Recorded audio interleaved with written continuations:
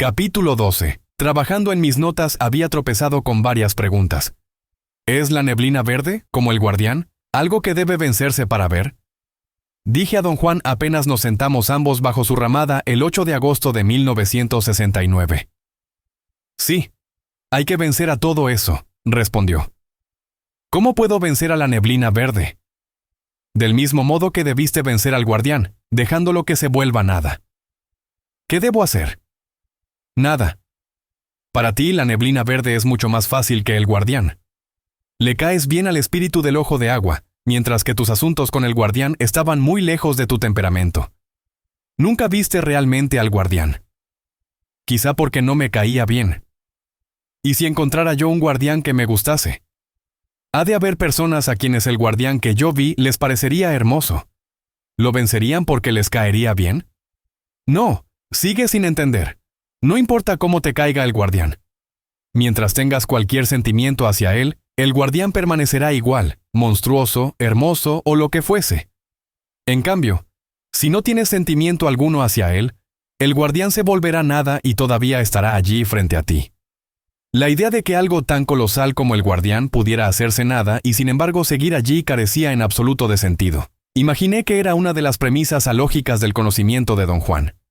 Sin embargo, también me parecía que, de querer, él podría explicármela. Insistí en preguntarle qué quería decir con eso. Pensaste que el guardián era algo que conocías. Eso es lo que quiero decir.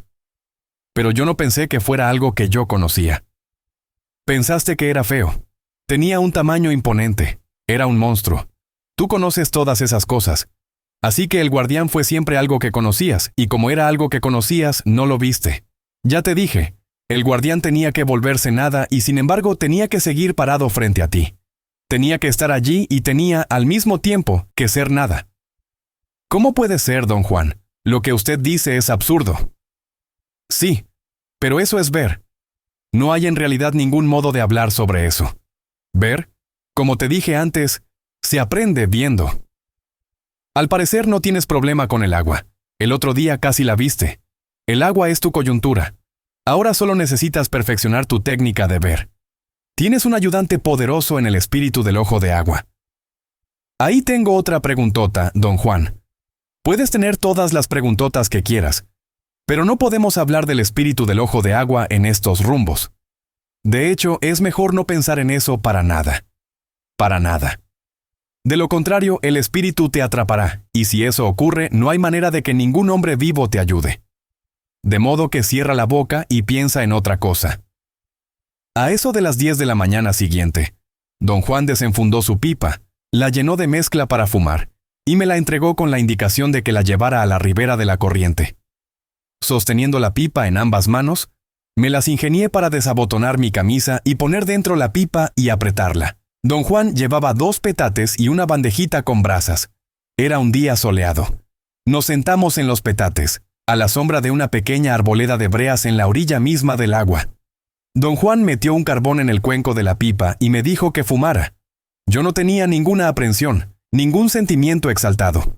Recordé que al iniciar mi segundo intento por ver al guardián, habiendo don Juan explicado su naturaleza, me había embargado una peculiar sensación de maravilla y respeto. Esta vez, sin embargo, aunque don Juan me había dado a conocer la posibilidad de ver realmente el agua, no me hallaba involucrado emocionalmente, solo curiosidad.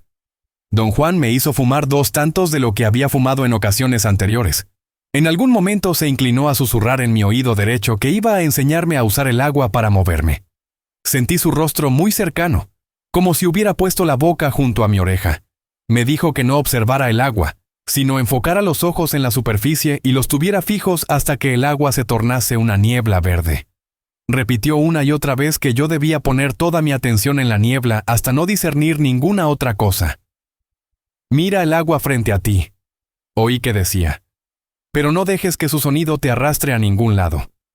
Si dejas que el sonido del agua te arrastre, quizá nunca pueda yo encontrarte y regresarte. Ahora métete en la niebla verde y escucha mi voz. Lo oía y comprendía con claridad extraordinaria.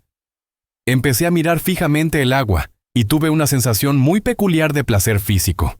Una comezón. Una felicidad indefinida.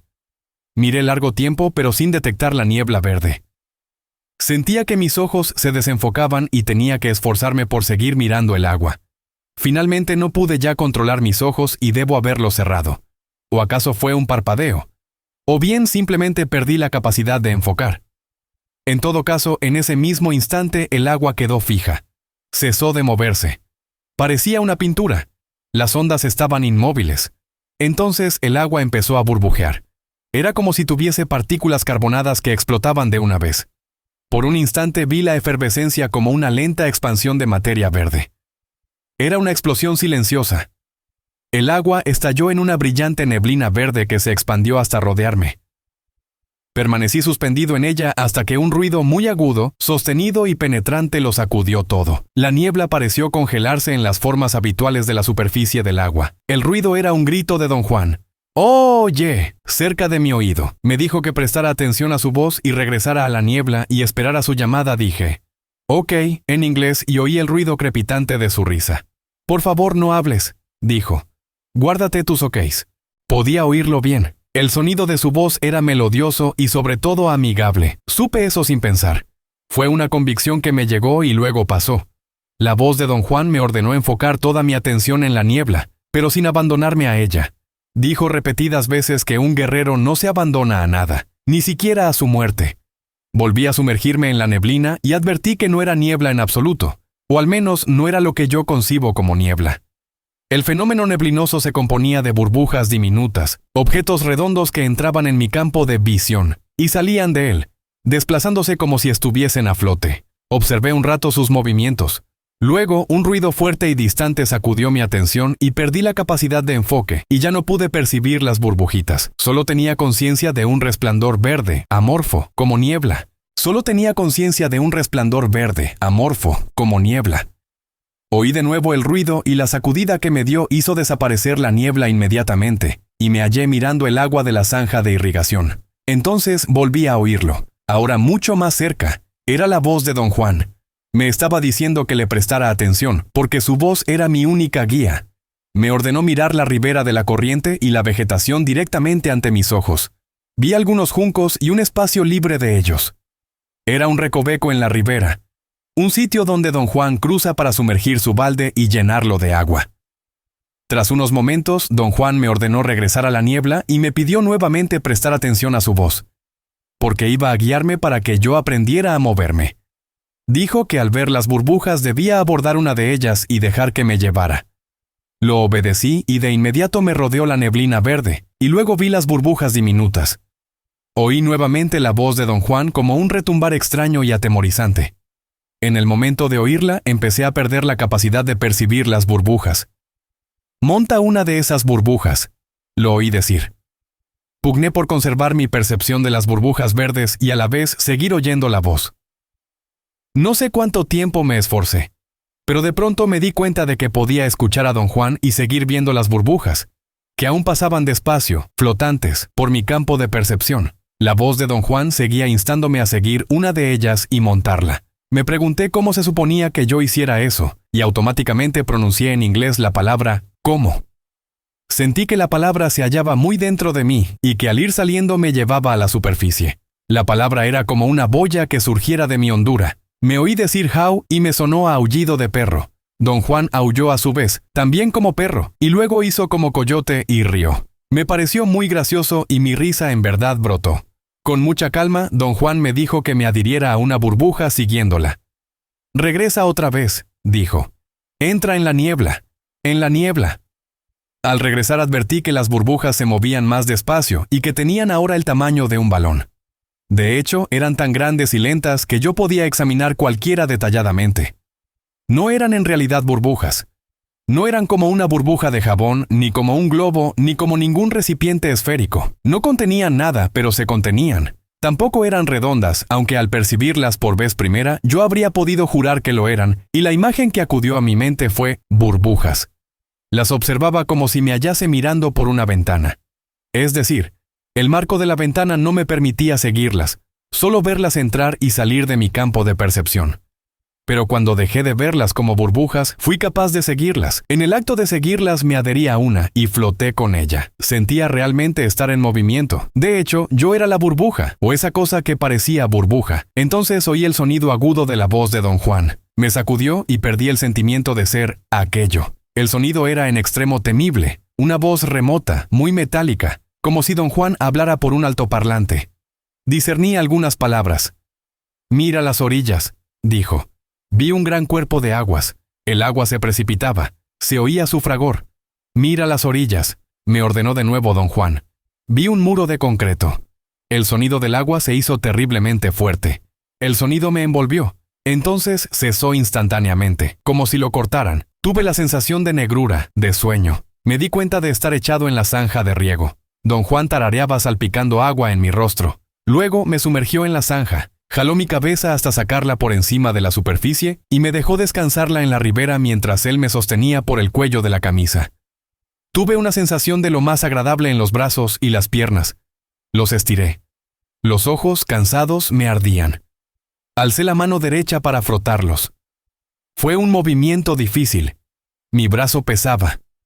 Apenas pude sacarlo del agua, pero cuando salió estaba cubierto por una asombrosa masa de neblina verde. Puse el brazo frente a mis ojos. Podía ver su contorno, una masa verde más oscura, rodeada por un intenso resplandor verdoso. Rápidamente me incorporé y parado a media corriente, miré mi cuerpo. Pecho, brazos y piernas eran verdes, verde profundo. El matiz era tan intenso que me dio la sensación de una sustancia viscosa. Parecía yo una figurita que don Juan me había hecho años antes con una raíz de datura. Don Juan me dijo que saliera. Detecté alarma en su voz. «Estoy verde», dije. «Deja ya», repuso imperioso. «No tienes tiempo. Sal de ahí. El agua está a punto de atraparte. Salta. Fuera. Fuera». Me llené de pánico y salí de un salto. «Esta vez debes decirme todo lo que ocurrió», dijo secamente cuando estuvimos sentados frente a frente en su cuarto. No le interesó la manera como mi experiencia había transcurrido. Solo quería saber qué había encontrado cuando él me dijo que mirara la orilla. Le interesaban los detalles. Describí el muro que había visto. «¿Estaba a tu izquierda o a tu derecha?», preguntó. Le dije que en realidad el muro había estado frente a mí. Pero él insistió en que tenía que ser a la derecha o a la izquierda. «Cuando lo viste por primera vez, ¿dónde estaba?». «Cierra los ojos y no los abras hasta que te acuerdes». Se puso en pie y, habiendo yo cerrado los ojos, hizo girar mi cuerpo hasta ponerme cara al este, la misma dirección que yo había enfrentado al sentarme frente a la corriente. Me preguntó en qué dirección me había movido. Dije que había ido hacia adelante, derecho, para enfrente. Insistió en que yo debía recordar y concentrarme en el momento en que aún veía el agua como burbujas. «¿Para qué lado corrían?», preguntó. Don Juan me instó a hacer memoria. Y finalmente tuve que admitir que las burbujas había parecido moverse hacia mi derecha, pero no me hallaba tan absolutamente seguro como él deseaba. Bajo su interrogatorio empecé a darme cuenta de mi incapacidad para clasificar la percepción. Las burbujas se habían desplazado a la derecha cuando las vi primero, pero al hacerse más grandes fluyeron para todas partes. Algunas parecían venir directamente hacia mí, otras parecían seguir cada dirección posible. Había burbujas que se movían encima de mí y abajo de mí. De hecho, estaban en todo mi derredor. Recordaba haber oído su efervescencia. Por lo tanto, debo haberlas percibido auditiva, además de visualmente. Cuando las burbujas crecieron tanto que pude montar en una de ellas, las vi frotarse una contra otra como globos. Mi excitación crecía con el recuerdo de los detalles de mi percepción. Pero don Juan no se interesaba en lo más mínimo. Le dije que había visto hervir las burbujas. No era un efecto puramente auditivo ni puramente visual, sino algo indiscriminado y sin embargo claro como el cristal. Las burbujas raspaban una contra otra. Yo no veía ni oía su movimiento, lo sentía. Yo era parte del sonido y del transcurso. Al relatar mi experiencia me conmoví en lo más hondo. Tomé el brazo de don Juan y lo sacudí en un ataque de agitación intensa. Me había dado cuenta de que las burbujas no tenían límite externo. Sin embargo, estaban contenidas y sus bordes cambiaban de forma y eran disparejos, dentellados. Las burbujas se fundían y se paraban con gran velocidad, pero su movimiento no era vertiginoso. Era un movimiento rápido y a la vez lento. Otra cosa que recordé en el momento del relato fue la calidad cromática que las burbujas parecían tener. Eran transparentes y muy brillantes y se veían casi verdes, aunque no era un color como yo acostumbro a percibir los colores. «Te estás atascando», dijo don Juan. «Esas cosas no son importantes. Te estás fijando en lo que no vale la pena. La dirección es lo único importante. Solo pude recordar que me había movido sin ningún punto de referencia, pero don Juan concluyó que, si las burbujas habían fluido constantemente hacia mi derecha, el sur, al principio, el sur era la dirección que debía interesarme. De nuevo me instó, imperioso, a acordarme de si el muro estaba a mi derecha o a mi izquierda. Luché por hacer memoria. Cuando don Juan me llamó y salí a la superficie, por así decirlo, creo que el muro estaba a mi izquierda. Me hallaba muy cerca de él y pude discernir los surcos y protuberancias del molde o armadura de madera en donde se vertió el concreto. Se habían usado tiras de madera muy delgadas, creando un diseño compacto. El muro era sumamente alto. Uno de sus extremos podía verse y noté que no tenía esquina, sino que se curvaba para dar vuelta. Don Juan guardó silencio un instante, como si pensara la forma de descifrar mi experiencia. Luego dijo que yo no había logrado gran cosa, que no había colmado sus esperanzas. ¿Qué debía haber hecho? En vez de responder, hizo un gesto frunciendo los labios. Te fue muy bien, dijo. Hoy aprendiste que un brujo usa el agua para moverse. ¿Pero vi? Me miró con una expresión curiosa. Alzó los ojos al techo y dijo que yo tendría que entrar en la niebla verde muchas veces hasta poder contestar mi propia pregunta. Cambió sutilmente el curso de nuestra conversación, diciendo que yo no había aprendido en realidad a moverme por medio del agua, pero había aprendido que un brujo puede hacerlo, y él me había hecho mirar la orilla de la corriente con el propósito de que yo ratificara mi movimiento. Ibas muy rápido, dijo, tan rápido como alguien que sabe ejecutar esta técnica.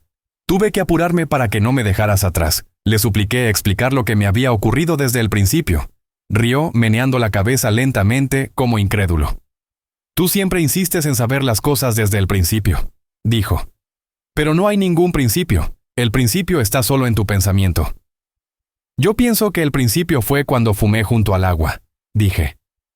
Pero antes de que fumaras yo tuve que averiguar qué cosa hacer contigo, dijo. Tendría que decirte lo que hice y no puedo, porque me llevaría a otro asunto más. A lo mejor las cosas se te aclaran si no piensas en principios. Dígame entonces qué sucedió después de que me senté y fumé. Creo que ya me lo dijiste tú, dijo riendo. ¿Tuvo importancia algo de lo que hice, don Juan? Alzó los hombros. Seguiste muy bien mis indicaciones y no tuviste problema para entrar y salir de la niebla. Luego escuchaste mi voz y regresaste a la superficie cada vez que te llamé. Ese era el ejercicio. El resto fue muy fácil. Todo lo que pasó fue que te dejaste llevar por la niebla. Te portaste como si supieras qué hacer. Cuando estabas muy lejos te llamé otra vez y te hice mirar la orilla para que te dieras cuenta hasta dónde habías llegado. Luego te jalé de vuelta. ¿Quiere usted decir, don Juan, que realmente viajé en el agua? Por cierto, y bien lejos además. ¿Qué distancia? No lo vas a creer. Le rogué que me dijera, pero abandonó el tema y dijo que debía irse un rato. Insistí en que al menos me diera una pista. No me gusta que me tengan a oscuras, dije. Tú solo te tienes a oscuras, repuso. Piensa en el muro que viste. Siéntate aquí en tu petate y recuérdalo con todo detalle. A lo mejor así descubres qué distancia recorriste. Lo único que yo sé de momento es que viajaste muy lejos. Lo sé porque me costó muchísimo trabajo regresarte. Si yo no hubiera estado allí, podrías haberte ido para no volver. Y todo lo que ahora quedaría de ti sería tu cadáver en la orilla de la corriente. O quizá podrías haber regresado tú solo. Contigo no estoy seguro, así que, a juzgar por el esfuerzo que me costó traerte, yo diría que seguramente estabas en... Hizo una larga pausa. Me miró con ojos amistosos. Yo iría hasta las sierras de Oaxaca, dijo. No sé hasta dónde irías tú, a lo mejor hasta Los Ángeles, o quizás incluso hasta Brasil. Don Juan regresó al día siguiente, al atardecer. Mientras tanto, yo había escrito cuanto podía recordar sobre mi percepción. Al escribir, se me ocurrió seguir la ribera corriente abajo y corriente arriba, y corroborar si había visto realmente en alguno de los lados un detalle que pudiera haberme provocado la imagen de un muro. Conjeturé que don Juan podía haberme hecho caminar en un estado de estupor, para luego hacerme enfocar mi atención en alguna pared a lo largo del camino. En las horas transcurridas entre el momento en que descubrí la niebla por vez primera y el momento en que salí de la zanja y volvimos a su casa, calculé que no podríamos haber caminado más de 4 kilómetros. De modo que seguí la corriente durante unos 5 kilómetros en cada dirección, observando cuidadosamente todo lo que hubiese podido relacionarse con mi visión del muro. La corriente era, hasta donde pude juzgar, un simple canal de riego. Tenía de metro a metro y medio de ancho a todo lo largo, y no pude hallar en él ningún aspecto visible que pudiera haberme recordado o impuesto la imagen de una pared de concreto. Cuando don Juan llegó a su casa al atardecer, lo acosé e insistí en leerle mi relato. Rehusó escuchar y me hizo tomar asiento. Se sentó frente a mí. No sonreía. Parecía estar pensando, a juzgar por la mirada penetrante de sus ojos, que se hallaban fijos por encima del horizonte. «Creo que ya te habrás dado cuenta», dijo en un tono que de pronto era muy severo, «de que todo es mortalmente peligroso. El agua es tan mortal como el guardián. Si no te cuidas, el agua te atrapará. Casi lo hizo ayer. Pero para que lo atrapen, un hombre debe estar dispuesto. Esa es cuestión tuya. Estás dispuesto a entregarte». Yo no sabía de qué estaba hablando. Su ataque contra mí había sido tan repentino que me hallaba desorientado. Débilmente le pedí explicarse. Mencionó, con desgano, que había ido al monte y había visto al espíritu del ojo de agua, y tenía la profunda convicción de que yo había malogrado mi oportunidad de ver el agua. «¿Cómo?», pregunté, en verdad desconcertado. «El espíritu es una fuerza», dijo él, «y como tal responde a la fuerza. No te puedes entregar en su presencia». «¿Cuándo me entregué?» «Ayer, cuando te pusiste verde en el agua». «No me entregué. Pensé que era un momento muy importante y le dije a usted lo que me estaba pasando». «¿Quién eres tú para pensar o decir qué cosa es importante? No sabes nada de las fuerzas que estás tocando. El espíritu del ojo de agua existe allí y podría haberte ayudado. De hecho, te estuvo ayudando hasta que tú lo echaste a perder. Ahora no sé cuál será el resultado de tus acciones. Has sucumbido a la fuerza del espíritu del ojo de agua y ahora puede llevarte en cualquier momento». ¿Fue un error mirar cómo me volvía verde? Te abandonaste. Quisiste abandonarte. Eso estuvo mal. Te lo he dicho y te lo repito. Solo como un guerrero puede sobrevivir en el mundo de un brujo. Un guerrero trata todo con respeto y no pisotea nada a menos que tenga que hacerlo. Tú, ayer, no trataste el agua con respeto. Por lo común te portas muy bien. Pero ayer te abandonaste a tu muerte, como un pinche idiota.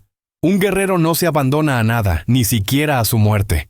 Un guerrero no es un socio voluntario, un guerrero no está disponible, y si se mete con algo, puedes tener la certeza de que sabe lo que está haciendo. No supe qué decir. Don Juan estaba casi enojado. Eso me producía inquietud. Rara vez se había portado así conmigo. Le dije que en verdad no tuve ni la menor idea de que estaba cometiendo un error. Tras algunos minutos de silencio tenso, se quitó el sombrero y sonrió y me dijo que debía irme y no regresar a su casa hasta sentir que había ganado control sobre mi deseo de abandonarme. Recalcó que yo debía apartarme del agua y evitar que tocara la superficie de mi cuerpo durante 3 o 4 meses. «No creo que podría aguantar sin darme una ducha», dije. Don Juan rió y las lágrimas corrieron por sus mejillas. «No aguantas sin una ducha. A veces eres tan flojo que pienso que estás bromeando. Pero no es un chiste.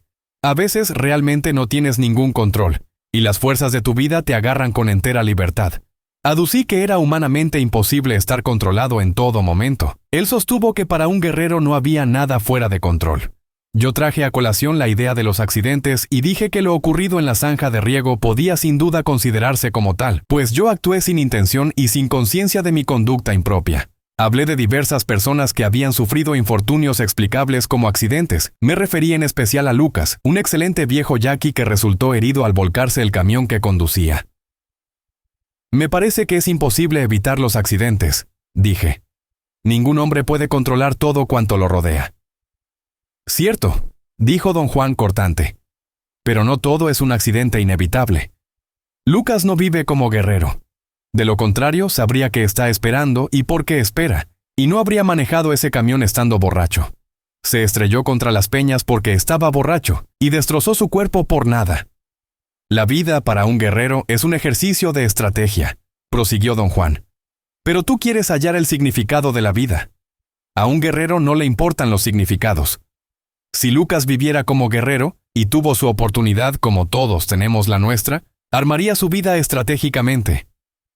De ese modo, si no podía evitar un accidente que le destrozara las costillas, habría hallado medios para compensar ese contratiempo, o evitar sus consecuencias, o batallar contra ellas. Si Lucas fuera guerrero, no estaría muriéndose de hambre en su casa mugrosa. Estaría batallando hasta el final. Planteé a don Juan una posibilidad, usándolo a él mismo como ejemplo, y le pregunté qué haría si él tuviese un accidente en el que perdiera las piernas. Si no puedo evitarlo y pierdo las piernas, dijo, ya no podré ser un hombre, así que me uniré a lo que me está esperando allá. Hizo un arco con la mano para señalar a todo al derredor. Argumenté que me malinterpretaba. Yo había querido hacer referencia a la imposibilidad de que cualquier individuo previera todas las variables implicadas en sus acciones de cada día. Todo lo que puedo decirte, dijo don Juan, es que un guerrero nunca está disponible, nunca está parado en el camino esperando las pedradas. Así corta al mínimo el chance de lo imprevisto. Lo que tú llamas accidentes son casi siempre muy fáciles de evitar, excepto para los tontos que viven por las puras. No es posible vivir estratégicamente todo el tiempo, dije. Imagínese que alguien lo está esperando con un rifle de alta potencia con mira telescópica. Puede darle con exactitud a 500 metros de distancia. ¿Qué haría usted? Don Juan me miró con aire de incredulidad y luego se echó a reír. ¿Qué haría usted? Insistí. ¿Si alguien me está esperando con un rifle de mira telescópica?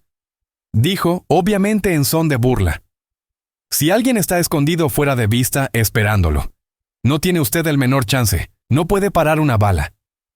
No, no puedo. Pero sigo sin entender lo que quieres decir. Quiero decir que toda su estrategia no puede servirle de nada en una situación así. Ah, pero sí sirve. Si alguien me está esperando en un sitio con un rifle de alta potencia con mira telescópica, sencillamente no llego a ese sitio. Si este audiolibro ha sido de tu agrado, dame un me gusta, compártelo y suscríbete. Si deseas escuchar otro audiolibro, déjamelo saber en los comentarios.